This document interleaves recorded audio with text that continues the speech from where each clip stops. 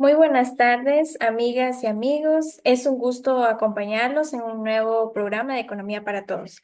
Estamos emocionados de tenerlos con nosotros mientras exploramos juntos el fascinante mundo de la economía. Agradecemos a la economista Lady León, profesora de la carrera de Economía, por la oportunidad del espacio para compartir con ustedes y desarrollarnos como futuros profesionales. Asimismo, los invitamos a que nos sigan a través de las diferentes redes sociales. En Facebook nos encontrarán como Economía para Todos, en Instagram como Economía para Todos FM y en YouTube como Economía para Todos Urmach. Buenas tardes, Byron. Coméntanos, ¿qué temática abordaremos el día de hoy? Buenas tardes, Yulexi. Bienvenidos a una edición más de Economía para Todos. Me complace enormemente compartir con ustedes este segmento Entorno Económico. Agradecemos al economista Lady León, docente titular de la carrera de Economía, quien hace posible que se mantenga en emisión esta serie de programas donde compartimos conocimiento y a la vez nos desarrollamos como profesionales, teniendo en cuenta que Economía para Todos es un proyecto de actividades complementarias de la carrera de Economía, de la Facultad de Ciencias Empresariales. El día de hoy tenemos un programa interesante, ya que abordaremos el tema impacto de los componentes del PIB en el sistema financiero popular y solidario. Yurexi, ¿qué nos puedes comentar brevemente para empezar sobre este tema? Bueno, como punto de partida, es preciso señalar que este tema se encuentra vinculado con el sistema económico popular y solidario, conocido a nivel mundial como economía popular y solidaria. Y precisamente Elizalde Marín en el 2021 mencionan que este sistema tiene su punto de origen en el siglo XIX como una alternativa del modelo tradicional de mercado.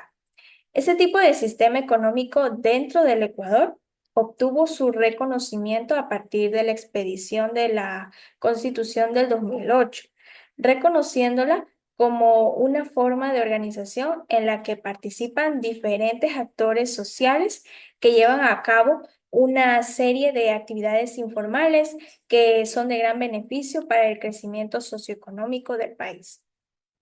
Bueno, continuando con la línea expositiva y tomando en cuenta lo que se basa este sistema económico, se establece que el sector financiero popular y solidario alberga entidades financieras que se encargan de brindar financiamiento hacia las unidades económicas asociadas a esta forma de organización.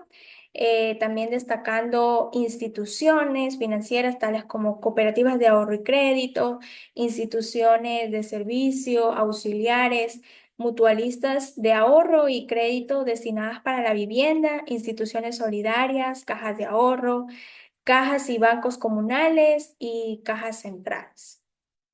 Por otra parte, los componentes del Producto Interno Bruto representan una serie de variables en las cuales sus variaciones pueden generar tanto crecimiento como decrecimiento económico dentro de una nación. Por ejemplo, si se toma de referencia el PIB de acuerdo a su enfoque gasto, se obtienen componentes tales como gasto de consumo final de hogares, gasto de consumo final del gobierno general, también formación bruta de capital fijo, exportaciones e importaciones, determinando que el aumento de los cuatro primeros factores mencionados generarían un aumento del PIB y solamente el aumento de las importaciones generaría un decrecimiento del PIB en un país.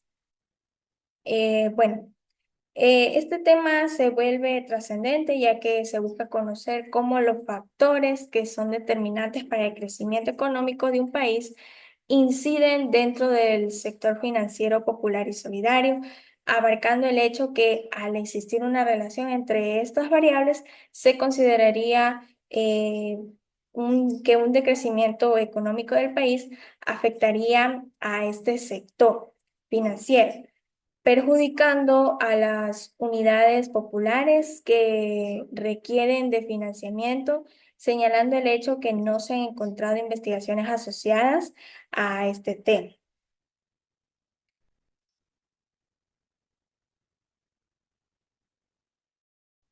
Así es, Yulexi, una parte interesante sobre la economía popular y solidaria es que en Ecuador, en nuestro país, es un modelo económico fundamental que busca promover la inclusión, el desarrollo económico y la sostenibilidad, ofreciendo una alternativa a un sistema lineal que ya conocemos.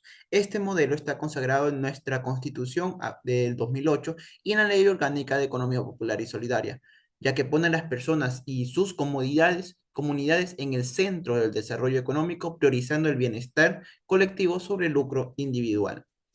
Una de las principales contribuciones de la EPS, por sus siglas, en Ecuador es su capacidad para generar empleo y fomentar el autoempleo, especialmente en sectores rurales y urbanos marginados, a través de actividades como la agricultura familiar, la artesanía, el comercio justo y los servicios comunitarios. La EPS ofrece oportunidades económicas a miles de familias, ayudándolas a salir de la pobreza. Además, impulsa el desarrollo de capacidades locales, fortaleciendo la autogestión y la autonomía de las comunidades. Otro aspecto relevante de la EPS es su papel en la soberanía alimentaria. Muchas organizaciones de la EPS están vinculadas a la agricultura sostenible y al consumo responsable, lo que contribuye a garantizar el acceso a alimentos frescos, saludables y producidos localmente. Esto no solo fortalece la seguridad alimentaria de un país, sino que también reduce la dependencia de productos importados y protege la biodiversidad. La EPS también desempeña un papel crucial en la protección del medio ambiente a través de prácticas productivas sostenibles y el uso racional de los recursos naturales. Este modelo promueve prácticas sostenibles, además de una economía circular y la reducción de los residuos, fomentando el respeto por los derechos de la naturaleza en línea con el principio constitucional del buen vivir. En el ámbito financiero, que es lo que nos apetece, nos interesa más como economistas, es que la EPS en Ecuador se apoya en las cooperativas de ahorro y crédito, siendo un sector importante económico, que facilita el acceso a servicios financieros para personas y sectores que tradicionalmente han sido excluidos del sistema bancario tradicional.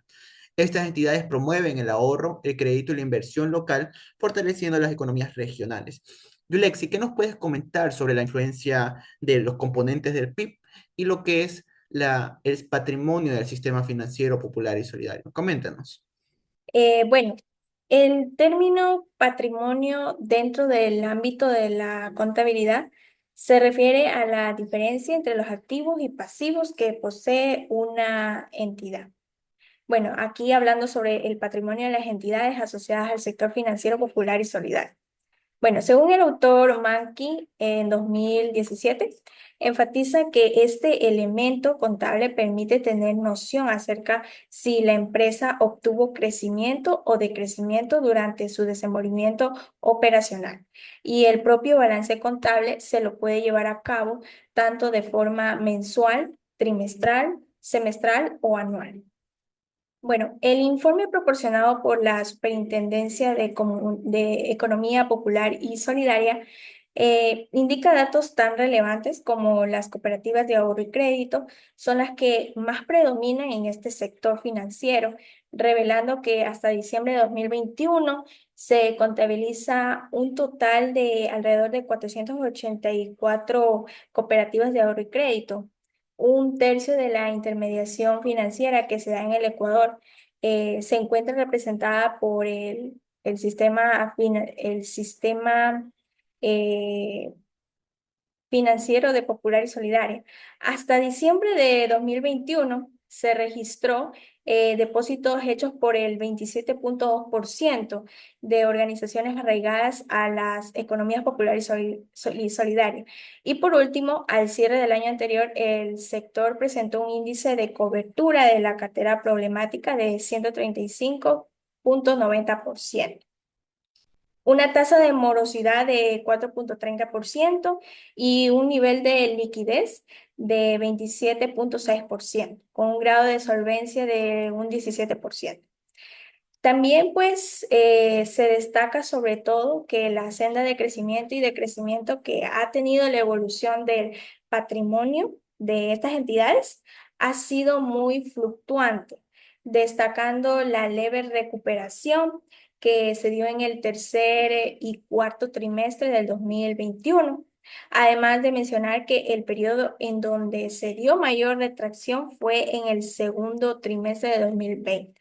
Sin duda, un año muy oscuro para la economía nacional en general, pero por otro lado, el periodo en el que se presentó el mayor auge patrimonial de este sector fue en el primer trimestre del 2019, con un crecimiento porcentual del 7,99%.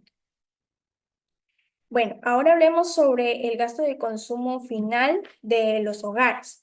Bueno, este tipo de gasto, de acuerdo a la Organización de las Naciones Unidas, ONU, simboliza el gasto efectuado por los hogares residentes en una nación por concepto de bienes o servicios consumo, que son adquiridos propiamente para dar satisfacción directa a las necesidades que tengan los miembros de un hogar.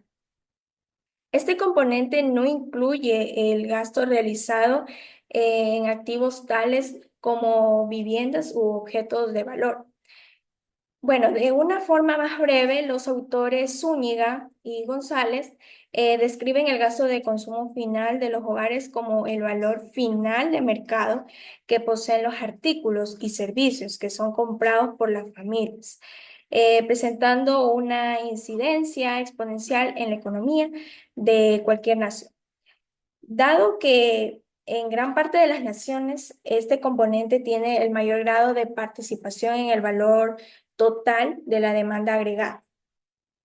De tal forma, se considera que este componente incluye lo siguiente, a lo que es la adquisición de bienes y servicios por parte de los hogares, además de transacciones por efecto de trueque, bienes y servicios que son tanto recibidos en forma de especies como producidas y consumidas dentro del propio hogar. Ahora hablemos sobre el gasto de consumo final del gobierno general. Pinilla, en el 2013, promueven que este tipo de componentes se encuentra integrado principalmente por el gasto que realizan las instituciones asociadas al gobierno general de una nación. Y pues este gasto se compone del pago de remuneraciones hacia los trabajadores del sector público, el uso de bienes y servicios destinados a satisfacer las necesidades de una población, el consumo de capital fijo, transferencias sociales hacia los hogares, además de bienes y servicios que se suministran a precios no tan significativos o gratuitos hacia una comunidad. Cabe destacar que pues el valor final de este componente se ve disminuido por la venta de bienes y servicios que realizan las entidades regidas bajo la administración pública. Bueno, hablemos sobre la formación bruta de capital fijo. Acorde al Banco Central del Ecuador 2021, la formación bruta de capital fijo, también conocida por sus siglas FBKF, es la inversión que se da en un país y que se encuentra simbolizada por las fluctuaciones que surgen en los activos no financieros, tanto de carácter privados como públicos. Pues estas fluctuaciones se podrían sobre todo dar por la venta de los activos fijos, que se restan directamente de las adquisiciones de este mismo tipo de activos. Una aclaratoria que es necesaria manifestar es que no todo presupuesto destinado a proyectos de inversión, ya sean públicos o privados, son usados para variar los activos financieros. Por ende, no son tomados en cuenta durante el proceso de contabilización. Bueno, de acuerdo a la investigación de Bustos Chiliquinga, la inversión privada es una fuente generadora de ingresos debido a su gran incidencia en los diferentes sectores económicos del país, generando beneficios tales como el uno sería el aumento de la actividad mercantil de la nación. También tenemos lo que es la optimización en la estructura de los costos productivos por medio del mejoramiento de la infraestructura vigente y además que genera mayor recaudación tributaria como efecto del aumento del consumo. Un aspecto que es importante enfatizar con respecto a los proyectos de inversión pública es que los mismos deben ser territorializados. Es decir, la cobertura de la inversión debe abarcar las zonas rurales del país y no solo centrarse en las provincias con mayor densidad poblacional, se podría decir, con la intención de producir una auténtica generación económica en las provincias más pobres, como las adyacentes que son en la Amazonía, para poder reducir la desigualdad y los índices de pobreza. Esto a largo plazo se traducirá en un aumento generalizado de la demanda agregada, que junto a la inversión privada dinamizará la producción de la nación.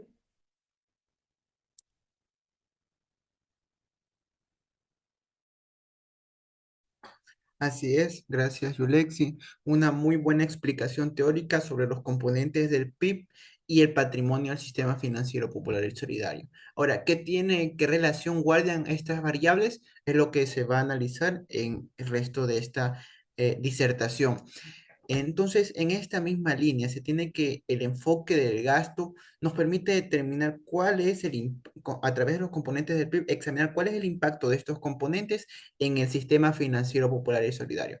¿Cómo cuantificamos el sistema financiero popular y solidario? A través del patrimonio del sistema financiero popular y solidario, como bien indicó Yulexi. Por esto es que la investigación se puede decir que es de tipo cuantitativa y fue realizada mediante un diseño no experimental. ¿Qué es un diseño no experimental? Son aquellos análisis en los que no se desarrolla una alteración de los datos recabados de las variables estudiadas, sino se contempla su conducta natural. En este sentido, para los cálculos econométricos que se hicieron, se implementó los análisis de series de tiempo que comprende sucesiones de tiempo estocásticos durante un tiempo conglomerado de variables. Es decir, se intenta explicar una variable histórica a través de un modelado matemático. Es lo que muchos de ustedes ya han visto durante el desarrollo de su carrera. Para recabar esta información, cabe decir, se implementó una investigación de tipo bibliográfica a través de libros, revistas científicas, páginas web oficiales, documentos gubernamentales, entre otros. Estos datos se recopilaron de esta manera para brindar el sentido de veracidad pertinente a los estudios y las cifras que a continuación les presentaremos. Para efectuar los resultados se implementó la estadística deductiva y el modelo logarítmico de Cobb-Douglas. La estadística deductiva es la parte de la estadística que se encarga de recabar, clasificar y presentar los datos, describiendo los números apropiadamente acorde a las características de la variable. Para estimar la relación entre el sistema financiero popular y solidario con el gasto del consumo de los finales de los hogares, el gasto del consumo del gobierno general, la formación bruta de capital fijo, exportaciones e importaciones. El modelo aplicado para la estimación es de tipo log-log, permitiendo analizar la variable dependiente e independiente en cantidades relativas. Esto reduciendo los errores de estimación en el proceso. A criterio de Bujarati y Porter, se puede presentar los rendimientos a escalas crecientes, constantes y decrecientes, los mismos que se calculan a través de la suma de los coeficientes de la relación del modelo log-log. Esto lo van a ver más o menos en sexto semestre, si es que están estudiando la misma carrera que nosotros. Si la suma es mayor a 1, se evidencia un tipo de rendimiento creciente. Si la suma es menor que 1, se muestra un rendimiento de tipo decreciente. Y si la suma de los coeficientes es igual a 1, son rendimientos de tipo constante. Para validar toda la información que se presentará, se implementó la prueba de Shapiro-Wilk que determina la normalidad de la data y la prueba de inflación de varianza o por sus siglas BIF, para cuantificar si existe o no multicolinialidad. Para lograr un correcto manejo de los datos, también se ha utilizado el software estadístico Stata. Es así que vamos a ir nombrando los datos principales de esta regresión, tomando en cuenta que la variable dependiente es el el patrimonio, el sistema financiero popular y solidario, y las independientes, todos los componentes del PIB del enfoque gasto. Existe una variación prudente dentro de lo que es el patrimonio del sistema financiero popular y solidario, ya que varía en un 26,74% en relación a la media. Por otro lado, las variables independientes tienen una fluctuación menos considerable en el caso del gasto del consumo final de los hogares. Su promedio es de 10.866.323.93, esto en cifras de miles de dólares. Todas las cifras están presentadas en miles de dólares. Y su desviación típica corresponde a 400.410,20. En esta misma línea, el indicador del consumo final del gobierno general varía 3,68 en relación a la media, en tanto que la formación bruta de capital fijo 7,86%. Las exportaciones tuvieron un promedio de 4.941.185,85 en el periodo de estudio, teniendo una desviación estándar de 190.244, por lo que su coeficiente de variación se ubicó en 3,85%, mientras que su contraparte, las importaciones, variaron en un 6,78%, lo que significa que la desviación estándar fue de 338.708 en relación al promedio. Ahora bien, para la correspondiente estimación econométrica, se implementó un modelo de tipo de log que busca reducir los errores a la par que coloca las variables en términos relativos. El patrimonio del sistema financiero popular y solidario es un elemento clave para examinar la salud financiera del sector de la EPS, resultando de la diferencia entre los activos y pasivos de las organizaciones populares y solidarias. Los componentes del PIB reflejan la actividad económica de todo un país, por lo que estudiar la relación entre estos y el sistema financiero popular y solidario es necesaria para incentivar este sector tan importante de la economía. Comprendido anterior, la serie de tiempo analizada se ubica desde el segundo trimestre de 2015 al tercer trimestre de 2024, es decir, es información reciente, lo que permite evaluar el comportamiento del sistema financiero popular y solidario desde sus inicios hasta la actualidad. Muy bien, vamos a iniciar con el modelo econométrico. Esta información lo pueden encontrar en internet y tenemos un artículo científico que es la base de la exposición el día de hoy. Los resultados manejados permiten determinar que el gasto del consumo final del gobierno general, gasto del consumo final de los hogares, la formación bruta de capital fijo, las importaciones y las exportaciones explican el 93,54% de las veces el patrimonio del sistema financiero popular y solidario. No obstante, para declarar que este sistema es válido y eficiente, se debe acoger a las pruebas econométricas correspondientes que den validez a la estimación. Los datos estudiados son menores a 30, por lo que la prueba de normalidad aplicada es Shapiro-Wilk. Cabe resaltar que la prueba de Shapiro-Wilk es similar a la prueba de Kolmogorov-Smirnov, solo que este último se aplica para muestras grandes, es decir, muestras mayores a 30. Shapiro-Wilk se basa en ordenar los datos en orden creciente para calcular el vector de la muestra. De esta forma, se puede cuantificar la media aritmética y la varianza. De esta manera, al asumir la hipótesis nula, se declara que existe normalidad en la data. Por el contrario, si se descarta la hipótesis nula, se asume que la normalidad de la data es inexistente, por lo que se procede a dar paso a la aceptación de la hipótesis alternativa. Los resultados nos muestran que tenemos un p-value de 0,085527, lo que es mayor a nivel de significancia del 0,05 empleado en los estudios a nivel general, lo que permite afirmar la hipótesis nula de que existe normalidad en la data presentada, dando el primer punto de validez al estudio. Ahora bien, a este análisis se aplicó el test de Dublin-Watson y se obtiene un 1,43, lo que lo sitúa en la zona de indecisión positiva. Sin embargo, para mejorar esta información, este valor, se procedió a emplear el test de Bruce-Godfrey como prueba de autocorrelación. Es así que la prueba de Bruce-Godfrey permite variables independientes que no son estocásticas, un esquema de regresión de mayor ordenamiento y medias simples de mayor orden. En este sentido, el mencionado test posibilita el estudio con modelos dinámicos y con estimación de autocorrelación superiores a 1. De este modo, se puede identificar el impacto de los periodos previos al final. El test de Bruce-Godfrey tuvo un valor resultante de 0.1362, lo que es mayor al 0.05 de significancia, por lo que se acepta la hipótesis nula de no autocorrelación, otorgando validez a la estimación presentada. Finalmente, para examinar la multicolinialidad, se implementó el factor de inflación de varianza o por sus siglas BIF. La multicolinialidad es la interrelación entre las variables. Para cuantificar este problema, se utiliza el BIF. Es así que todas las variables tienen un nivel de significancia menor a 10. Incluso el MINF, el promedio de BIF, se mantiene con un rango muy bajo, alcanzando apenas el 3.34. Por lo tanto, no se evidencia problemas de multicolonialidad. A través de eso se puede determinar que la ecuación de regresión queda de la siguiente manera.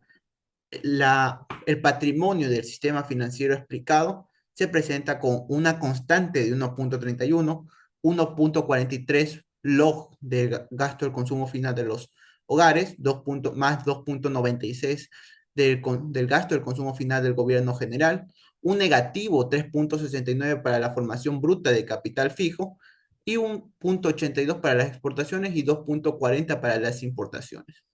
¿Qué quiere decir esto en cifras? Esto quiere decir que un incremento del 10% en el gasto de consumo final de los hogares disminuye en 14.30% el patrimonio del sistema financiero popular y solidario.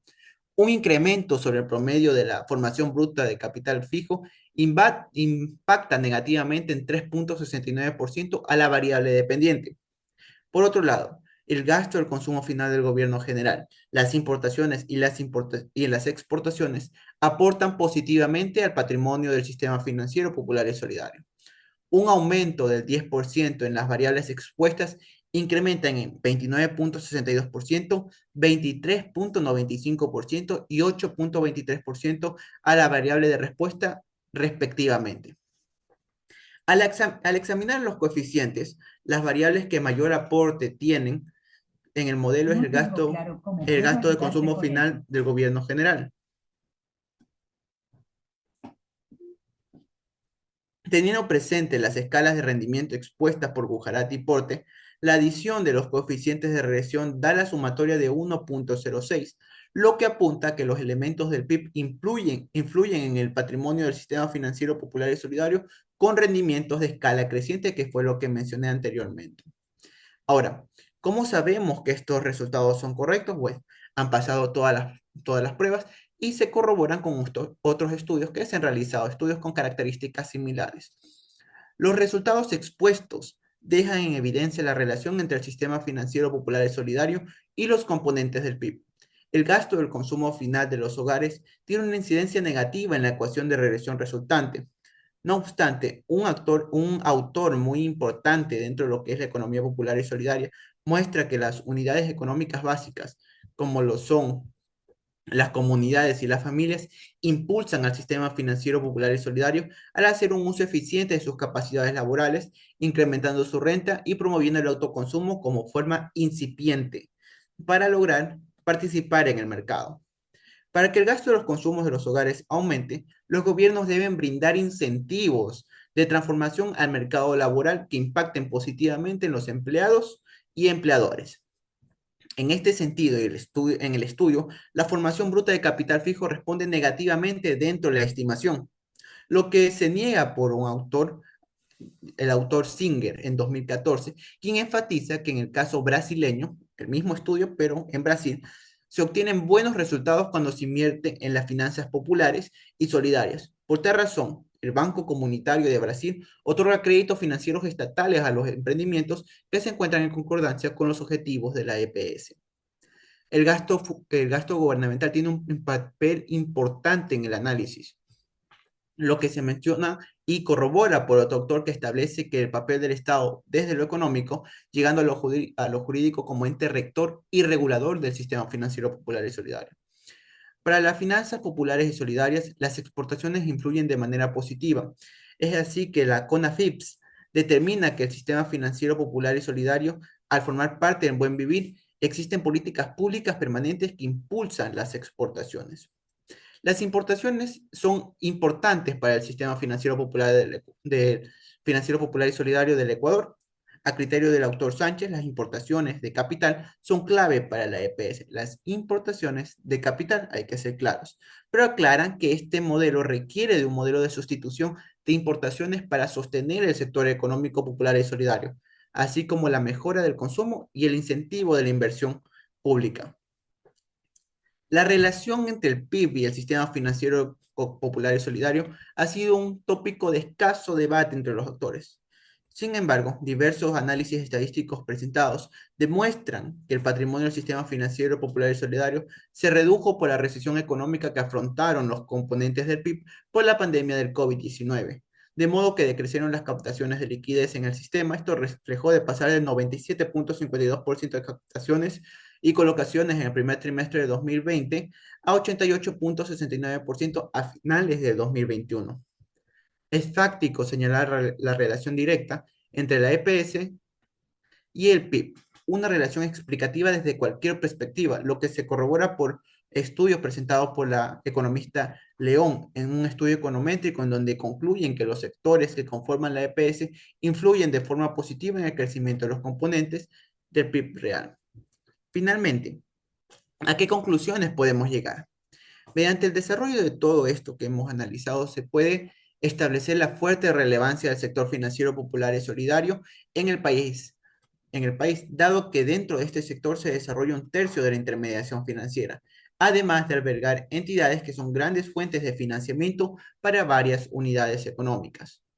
Otro aspecto muy importante que fue posible avisorar mientras se desarrolló esta investigación es que durante el segundo trimestre de 2020, sin duda significó un periodo muy oscuro para la economía nacional a nivel general, dado que los componentes que integran el Producto Interno Bruto presentaron un decrecimiento generalizado y el sistema financiero popular y solidario particularmente tuvo uno de los crecimientos más lentos de los últimos 5 años. Aún hay mucho que analizar lo que es el sistema financiero popular y solidario dentro de nuestro país. Aún quedan muchas investigaciones por hacer y políticas públicas que garanticen un desarrollo eficiente de este sector dentro de nuestra nación. Hay que, como estudiantes, tenemos que investigar aún más y aportar con ideas para este sector tan importante dentro de la economía. Yulexi, ¿qué opinas? Sí, sin duda es un tema de vital importancia y, no, y nosotros como estudiantes de la carrera de economía, pues es de vital importancia involucrarnos en ese tipo de análisis, el cual puede ayudar a muchas personas a de una u otra forma conocer sobre este sistema de economía popular y solidaria. Bueno. Hemos tenido una buena apertura como programa por parte de nuestra audiencia.